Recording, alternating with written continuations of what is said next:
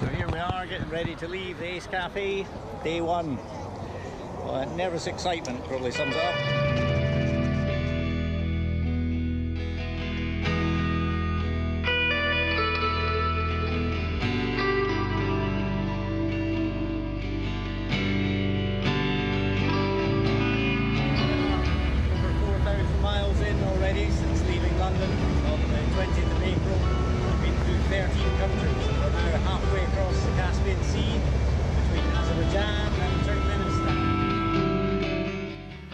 It's lovely to see you. Welcome back. I'm glad to see you safe and sound. Yeah, thanks very much. Just seeing a few of those clips from that amazing adventure. How was it? Absolutely fantastic. A real privilege to do what we did and to see so many different countries, 19 countries altogether, and different peoples and cultures. So not many people get that opportunity. So as I say, a real privilege to. So tell me a bit about how many of you were there. You were all on motorbikes. All on motorcycles. There were 20 of us all together, and we left from the Ace Cafe, a sort of iconic biking cafe in London that motorcyclists will certainly be aware of. And over 10,000 miles out to Everest Base Camp North. So this is in China, in Tibet, and 2.5 months altogether. And as you say, all about raising money for the Down Syndrome Association, but also for a special needs school, Woolgrove Special Needs School. That's a long time on the road, but I guess every day is a new challenge in a new country, so it keeps that motivation going. Just remind us of why it is that you started these fundraising efforts. Yeah, the real inspiration goes back over 15 years ago when our second son, Tom, he died age 7, and Tom had Down syndrome. And ever since his death, or shortly after his death, I've always gone off and done something to raise money each year, primarily for the Down Syndrome Association, but also for the special needs school, which he attended. And it started off actually with my sister-in-law. She'd seen an advert about riding a motorcycle across India. And I knew that I wanted to do something in terms of fundraising for the Down Syndrome Association. And my sister-in-law highlighted this advert, and I thought, yeah, I'll do that. And before I embarked upon that trip, and this was, as I say, 14, 15 years ago, one of my friends had said it would be like, you'd imagined that my son would be riding pillion with me. And so that image has stuck in my mind. So on all of these adventures, there's 2 of us, really. Yeah, and that's incredible that you're able to do so many amazing things with your life, but also honour his and give back to an incredible charity. Now, we saw in the video a lovely little teddy bear that's been also coming around the world with you. Tell me the story behind that. Yeah, so that's Tom Mouse, obviously named after our son, but along with help from Joanna Scott, who's a professional illustrator, we've created a Tom Mouse book. In fact, we're doing a series of books, and the book itself is in support of the Down Syndrome Association, so proceeds go to the DSA.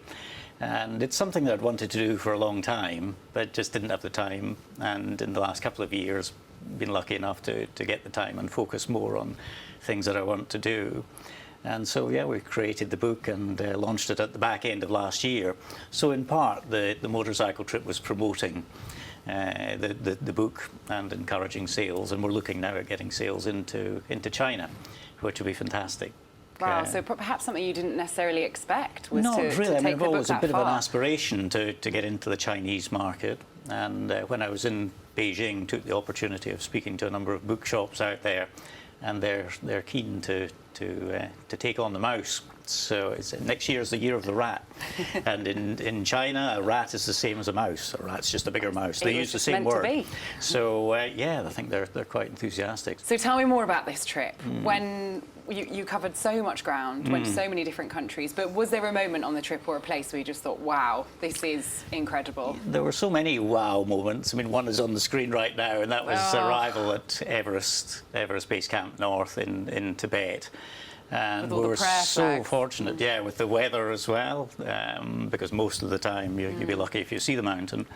But it was absolutely fantastic. In fact, I got sunburnt at Everest Base Camp. You're way high up as well, it's 18,500 feet. Wow. So that was definitely one of the real highlights. But I think overall, one of the highlights, and it was probably just reinforcing what I've already felt, was just how welcoming people are, wherever you are. I mean, we're right, we spend a lot of time on the border with Afghanistan, and people were so warm and welcoming towards us.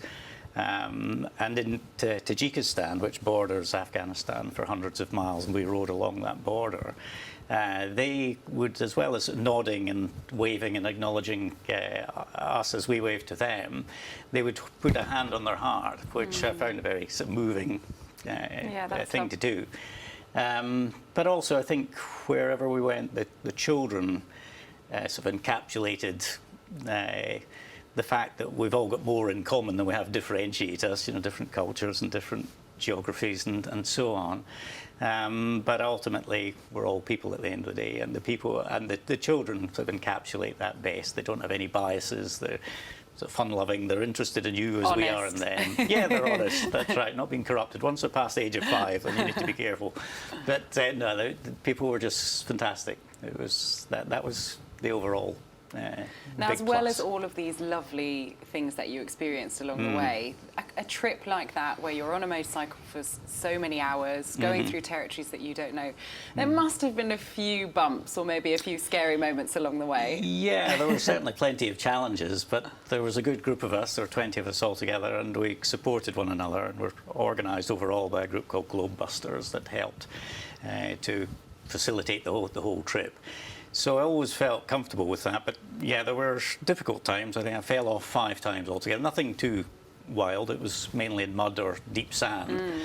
I think probably the biggest negative was when one of the party suffered altitude sickness, pulmonary edema, that's a early onset of build-up of water in the lungs, and so he had to be sort of flown out.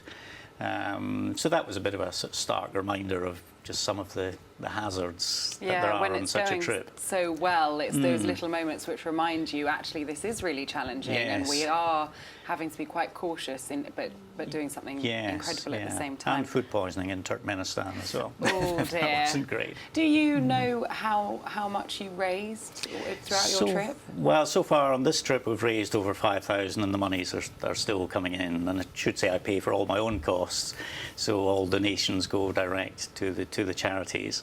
But we should be considerably up on that in the next month or so.